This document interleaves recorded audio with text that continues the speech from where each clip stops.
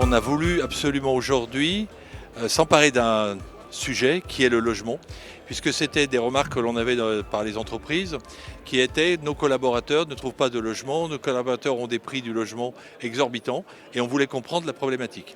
Alors la problématique, on s'en est emparé, on a essayé de voir avec les maires, avec pourquoi les prix du foncier explosaient et ça a été le thème de notre AG du MEDEF ce matin, essayer de comprendre pourquoi l'immobilier était aussi cher, pourquoi il y avait aussi de la pénurie, pourquoi on construisait moins qu'il y a 2 ans. Les éléments clés, c'est la complexification croissante en fait, de l'acte de construire. Il est assez simple, il faut un terrain, il faut des gens qui construisent, il y a un budget et la volonté de le faire, mais cette volonté, elle peut lutter de temps en temps contre un environnement normatif et réglementaire qui s'est extrêmement densifié depuis une dizaine d'années, avec l'empilement de lois, de normes, qui certaines sont contraires, voire parfois amènent des situations assez schizophrènes.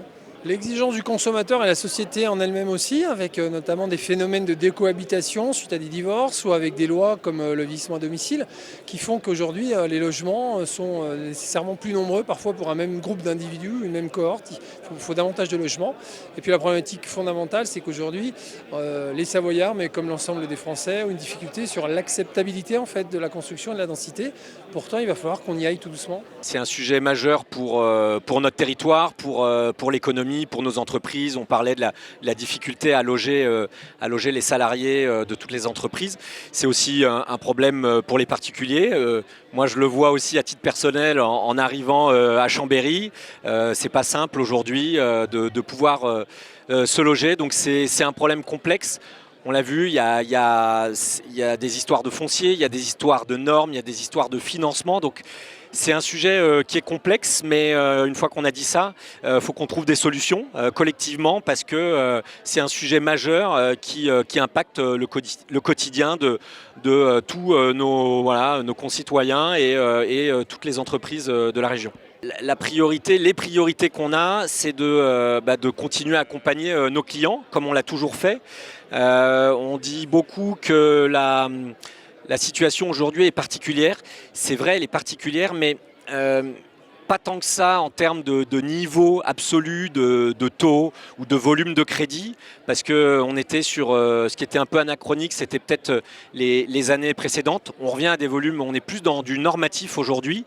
Par contre, ce qui est particulier, c'est la vitesse à laquelle les taux sont montés, et c'est ça qui est en fait un peu complexe à gérer, et que nous on gère au quotidien à la Banque de Savoie pour justement continuer à accompagner nos clients, que ce soit clients particuliers ou clients entreprises. Et le choix du logement, c'est un sujet que nous, avec la Fédération BTP, on porte depuis un long moment. Et on voit bien qu'aujourd'hui, au niveau des retours nationaux qu'on a eu, notamment au retour de la CNR, où il n'y a aucune politique du logement au niveau national, on voit que dans un département comme la Savoie, tous les acteurs économiques, socio-économiques sont capables de se réunir, de parler d'une seule voix. Que ce soit aussi bien les promoteurs, les industriels, la fédération, les politiques, les élus locaux. On est tous d'accord pour dire qu'il faut qu'il y ait une vraie politique du logement en Savoie, contrairement à ce qui est en train de nous faire redescendre le niveau national.